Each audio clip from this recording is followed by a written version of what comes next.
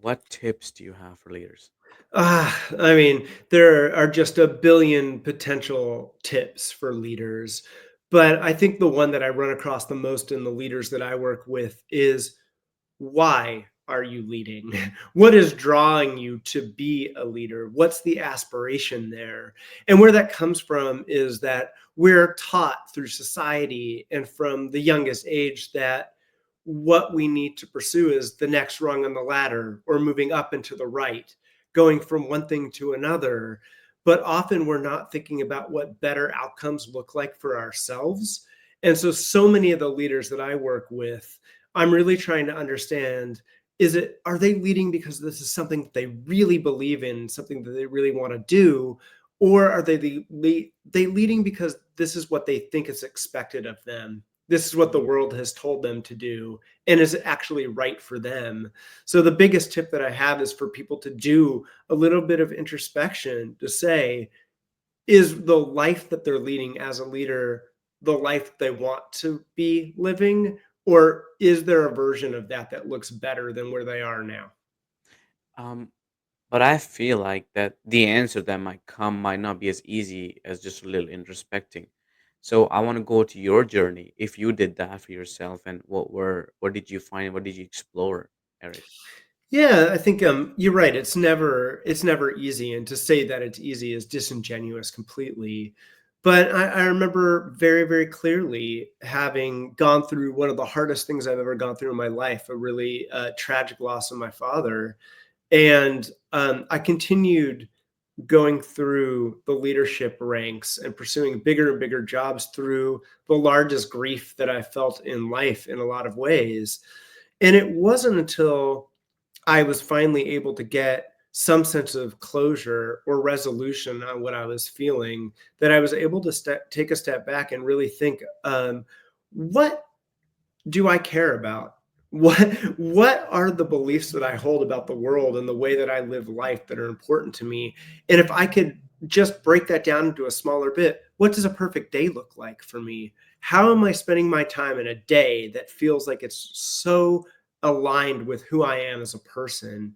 And so I really took that on as a project and realized that a lot of what I was doing was outside of what I believed or wanted to be doing in my leadership roles, and instead carved a new leadership path where I could spend more of my time, not just in a day, but every 5 minutes doing things that really light me up and really bring me to my best leadership potential. Wow. So you didn't completely change your path, but you incorporated that little by little in your life. Yeah, I mean, I think it's really hard, right? It's like people, it's something in dreams or movies where we get to just turn our lives upside down and say, okay, we're going to go do this thing we've never done before and excel at it. But rather treating this whole thing, I'm in my late 40s now, and treating this whole life as sort of this journey that we're on where there's going to be twists and turns, and the idea that there's a right answer, there's an idea that there's an end goal that we have to reach as a leader, whether it's a CEO of a company or the chief marketing officer or anything in the C suite, that's finally the golden ticket that's going to answer all of our questions. That's what I'm trying to dismantle, because you can have all of these things and look so good on paper or on your social feeds, but feel pretty empty and hollow inside at the end of the day. So, I think a lot of people want to achieve being a leader because of the status it provides and the position that it holds for them in life, without thinking, is this really something that I want and something that's good for me? And I think that that's what requires the introspection and the analysis to say, what is the right path? Or what could I be doing that feels more expansive to me? Hmm. I There's so much I want to explore here. How so? And I don't have a question designed for this. It's a very random thoughts. So when you found out for yourself, like, hey, this is might be my path to doing things, but then I see a lot of people. So I had recently had one of my friends. He couldn't find a job, and he's been struggling through that. But he wants to start a business because he's looking up, and he instead of applying for 10 other jobs in other places, Um, he's jumping head on into this business venture, which he knows nothing about how to run a business. Um, but it seems like you did not do that. You did something very different, and you took a different approach. How did that path, like, what was that path like for you? Yeah, I mean, I think it's a good question. It's always so tempting when we leave one thing to use a cliche to like throw the baby out with the bathwater, right? And to say everything that we've learned or accumulated up to this date is now irrelevant because I'm doing this new thing now. But what I did and what I always urge people to do is, I spent most of my career post academia as a marketer, as a brand builder, as a marketer. And as I got more senior in those roles, I was taking on more of the parts of the function that I didn't like as much or didn't gravitate to as much. Not that they're not important, it's just I personally wasn't lit up by them. So I did some introspection and said, what are the parts of what I've done that I really love to do? That included writing, presenting, making sure that if I was doing marketing, that it was focused on the foundational storytelling and brand building pieces that can then be used as part of growth and performance drivers. But I don't want to spend my time optimizing advertisements. That's not what I want to be doing. I'm a brand builder, I'm a speaker, I'm a writer, and I'm a storyteller. So, how can I create what I'm doing, leaning into what I was strong at based on the equity that I've had from the places that I've been? Build on that equity instead of throwing out everything, keeping what's really good and getting rid of the things that I don't want anymore. Wow, that is wow. Say that one more time for our listeners. That I think Yeah, that so was I so mean, the good. idea you can almost think about it as like, remember when we were kids, we had a backpack, right? And as you get more senior in organizations, you're adding more and more stuff into that backpack that you Mhm. have. But when you realize that that backpack's bursting at the seams and so full and kind of breaking, you've got to figure out in your next thing, what are you going to unload from that? What are you going to keep in that backpack that you really love, that you can't do without? And what can you say, you know what? I don't need to be doing this anymore. I've done it. I don't really like it, or I'm not that good at it. And maybe I want to lean into what I'm really strong at and what I really love to do. So your backpack's a little bit lighter and you're a little bit happier. So what did you get rid of through your backpacks? Yeah, I mean, I turned out, I don't love, probably because of the way I was raised, and maybe a lot of people are like this, but I was raised without any authority whatsoever. I had complete control over my childhood and my life. I was raised by just a single mom who worked three jobs, which she didn't graduate high school, and so worked really hard to just make ends meet.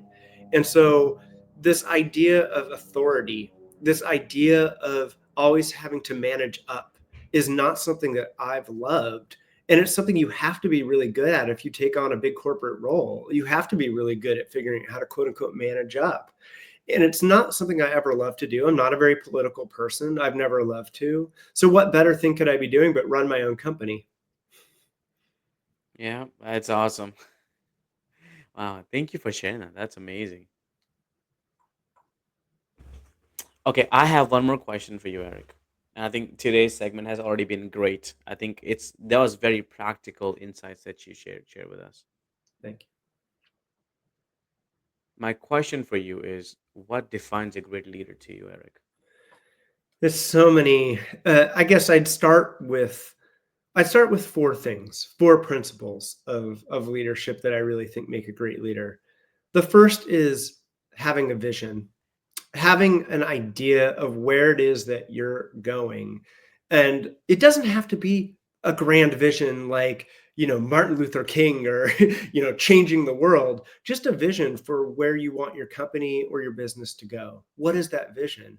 That vision is useless if you don't have the passion that's attached to the vision. How much do you really care about it? The most successful leaders in the world care about what they're doing so much that it's part of the air that they breathe and the water that they drink, and it's related to the vision that they have about where they're going. So you've got the vision, you've got the passion, but everybody knows that those things aren't that useful unless you have persuasion, the ability to bring people along on the journey of the vision that you have and to inspire people with the passion that you have as a leader. But then the fourth thing is perhaps the most important thing at all, and that's humility. And you can think about humility as literally a line across a page.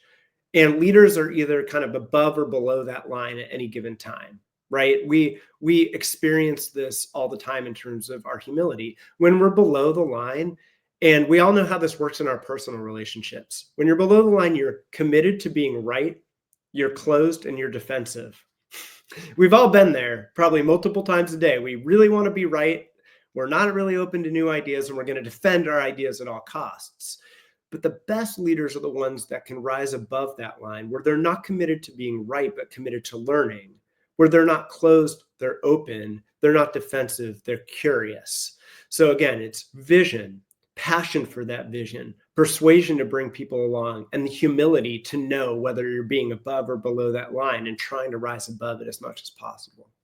How does someone improve in these four areas? I mean, the first is, it's outside of what you learn in business school or outside of what you learn in classrooms.